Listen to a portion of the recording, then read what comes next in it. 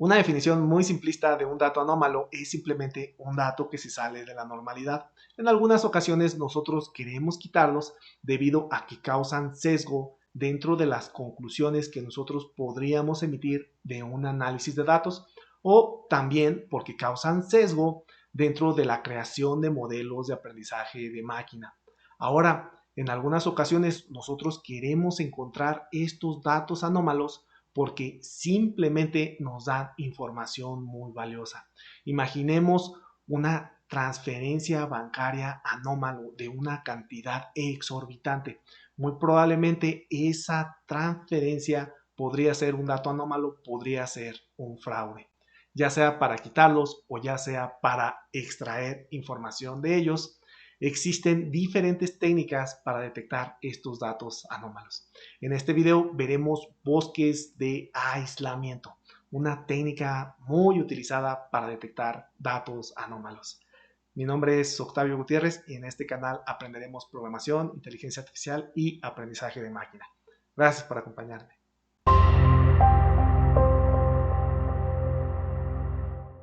Debo mencionar que a los bosques de aislamiento también se les conoce como iForest o Isolation Forest por su término en inglés, y que en realidad estos bosques consisten de un conjunto de múltiples árboles de aislamiento, también conocidos como iTrees, y cada uno de estos iTrees es creado de una forma enteramente aleatoria.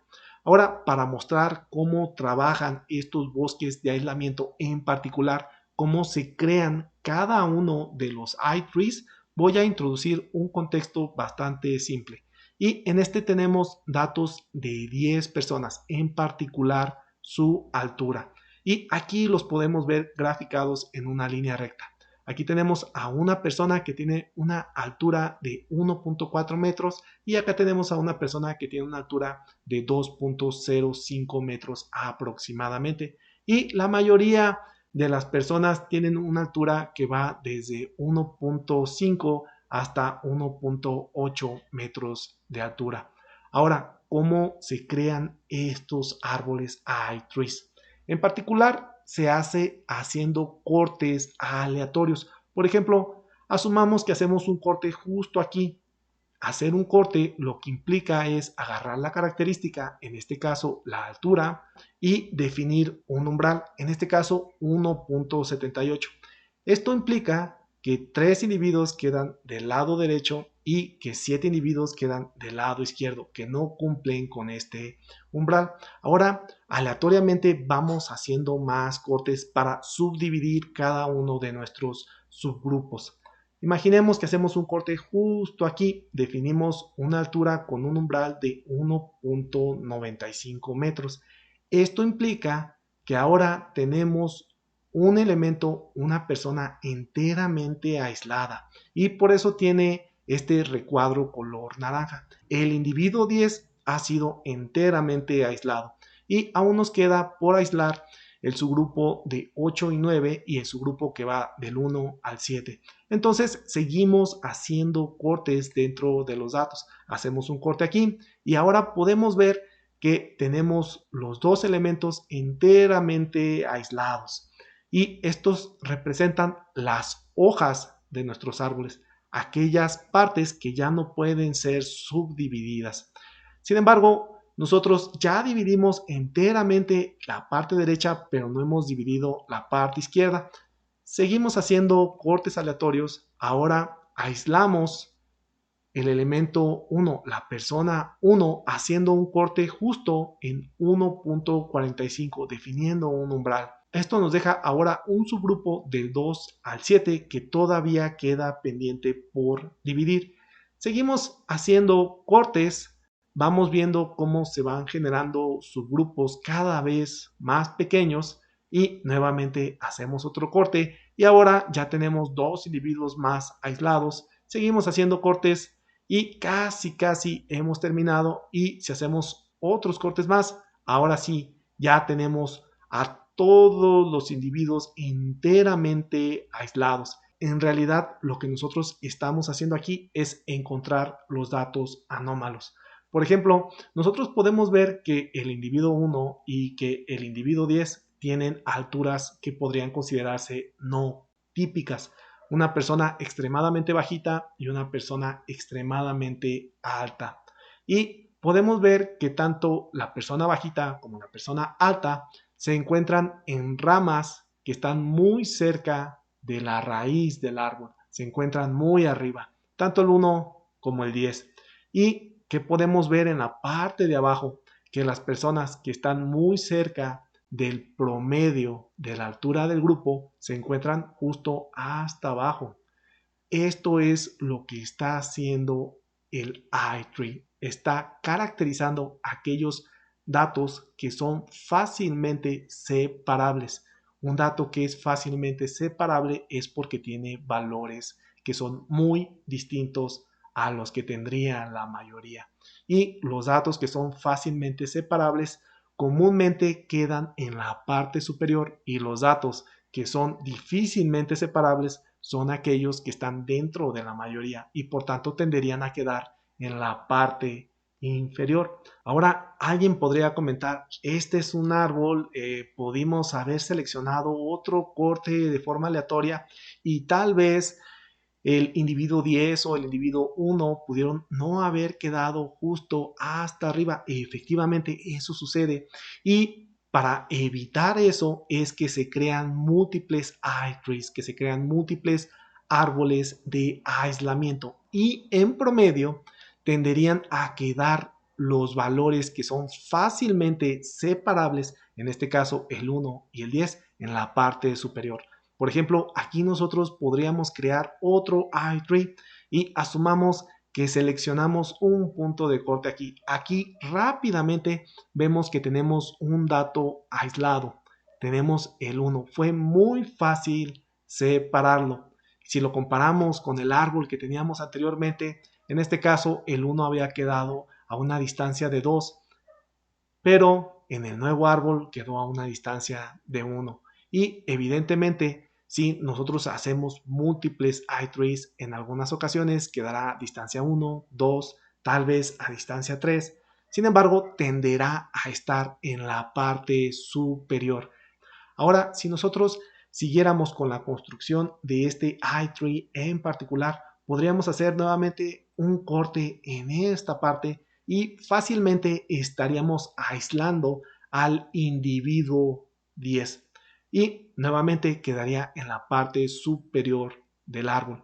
Pasaría exactamente o podría pasar exactamente lo mismo que con el individuo 1. En algunas ocasiones quedaría en el nivel 1, en el 2 o en el 3.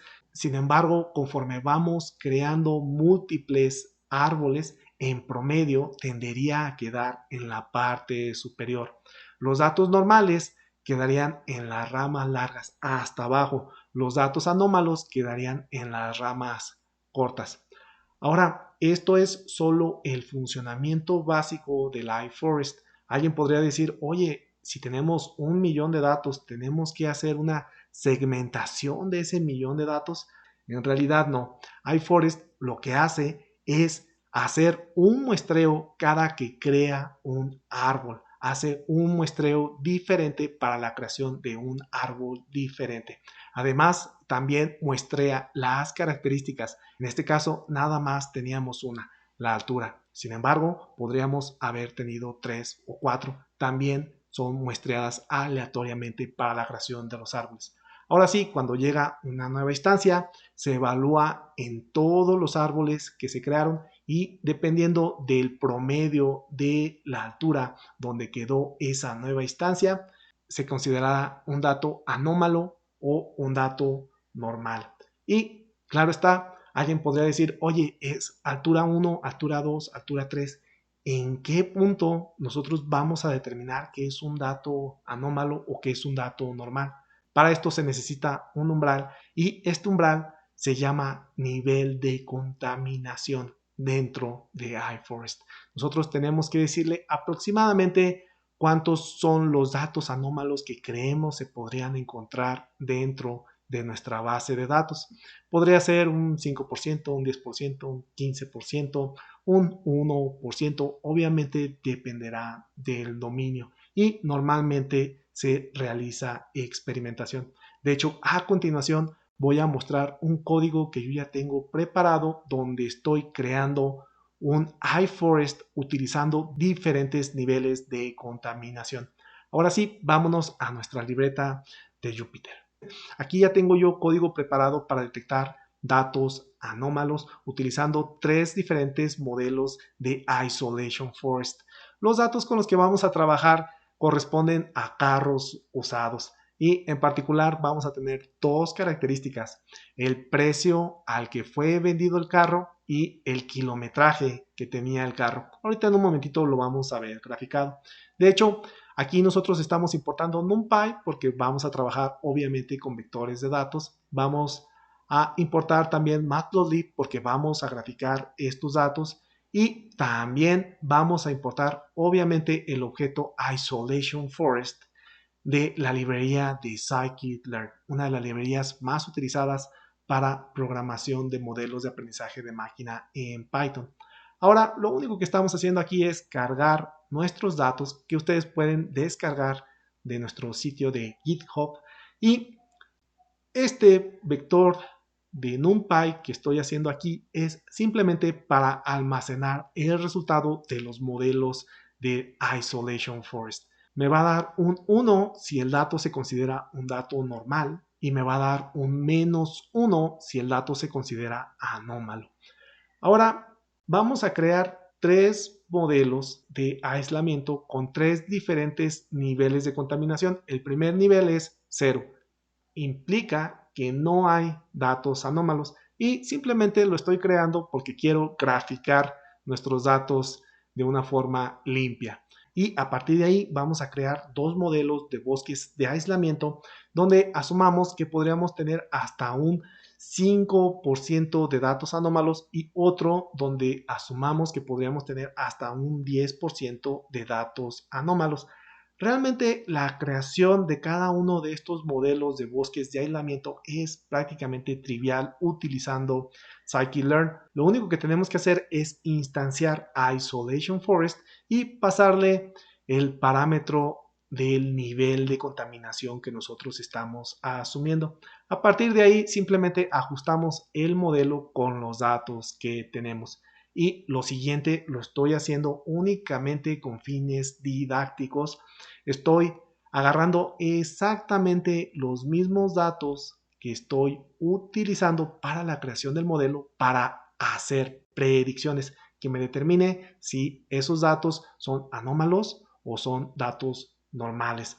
Comúnmente en producción lo que tendríamos serían datos completamente diferentes. Sin embargo, aquí como estamos mostrando simplemente cómo se comporta, estoy utilizando exactamente los mismos datos que utilicé para crear los modelos y almaceno el resultado de cada uno de los modelos dentro de mi arreglo de NumPy de resultados. Recuerden, me va a dar un -1 si es un dato anómalo y un 1 si se considera un dato normal. A continuación, lo único que tenemos son líneas para graficar los resultados de cada uno de los modelos, además de graficar los datos. Aquí nosotros estamos graficando los datos normales de los vehículos, ahorita los vamos a explicar con mucho detenimiento, y aquí estamos graficando los datos anómalos, por eso tenemos este filtro aquí de -1. Entonces permítanme ejecutar estas líneas de código y aquí podemos ver ahora sí nuestras tres gráficas, de hecho muy bonitas. Cada una de las cruces representa datos de una instancia, en particular datos de un vehículo. Aquí nosotros podemos ver una gráfica de dispersión donde tenemos graficados el precio al que se vendió un vehículo con respecto a qué kilometraje tenía. Estos son datos de una agencia de venta de carros usados y podemos ver inclusive una cierta tendencia. Podemos ver que conforme avanza el kilometraje del vehículo, el precio baja. Y algo también característico es que con que rodemos un poco ese vehículo, el precio se desploma automáticamente, baja considerablemente. Ahora, debo mencionar aquí, estos son datos escalados. si alguien quisiera conocer exactamente en qué consiste el concepto de escalamiento, estandarización y normalización de los datos, aquí arriba les dejo un video.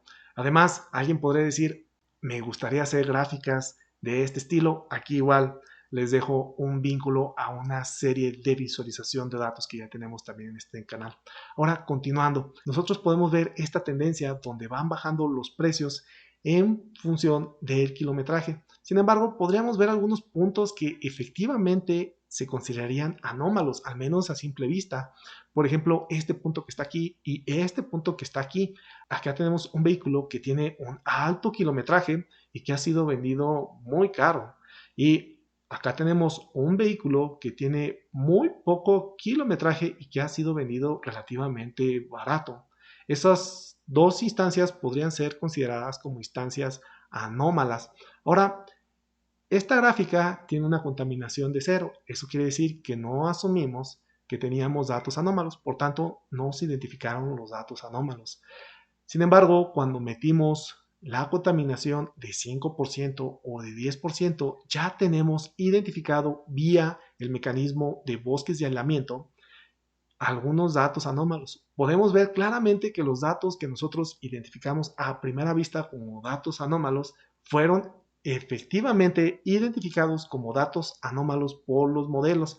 Sin embargo, también identificó otros dos datos. Identificó el vehículo más caro que se vendió, que es justo este que está aquí en la esquina como un dato anómalo. Y también identificó este, que efectivamente no lo habíamos visto, pero noten cómo sí efectivamente es un dato que está relativamente aislado de todos los demás y también fue considerado por el algoritmo como un dato anómalo. Obviamente estos datos nosotros no pudiéramos haberlos aislado utilizando únicamente líneas verticales, como vimos en nuestro ejemplo inicial. En este caso de dos dimensiones tendríamos que hacer tanto líneas rectas verticales como horizontales. Por ejemplo, para aislar este punto pudimos haber hecho una línea vertical y una línea horizontal y en este punto estaría aislado. Ahora, en la tercera imagen lo que tenemos es una contaminación mayor. Por tanto, estamos suponiendo o le estamos indicando al algoritmo que un mayor porcentaje de los puntos podrían ser outliers, podrían ser datos anómalos. Y como podemos ver, detectó exactamente los mismos puntos que detectó con contaminación 0.05, pero ahora detectó puntos adicionales. Y claro está, este tipo de herramientas, este tipo de técnicas, tiene que venir acompañada de experimentación e inclusive tiene que venir acompañada de visualización, sobre todo cuando estamos trabajando con datos anómalos. Aquí claramente podemos ver que efectivamente algunos puntos sí son anómalos dependiendo o ajustándolo al dominio de los datos con los que nosotros estamos trabajando. Y con eso vamos a finalizar. Si encontraron valor en este video, por favor denle un like y si aún no se han suscrito, por favor consideren hacerlo. Mi nombre es Octavio Gutiérrez. Hasta el próximo video. Pa pa para pa pa pa para para pa pa para pararam.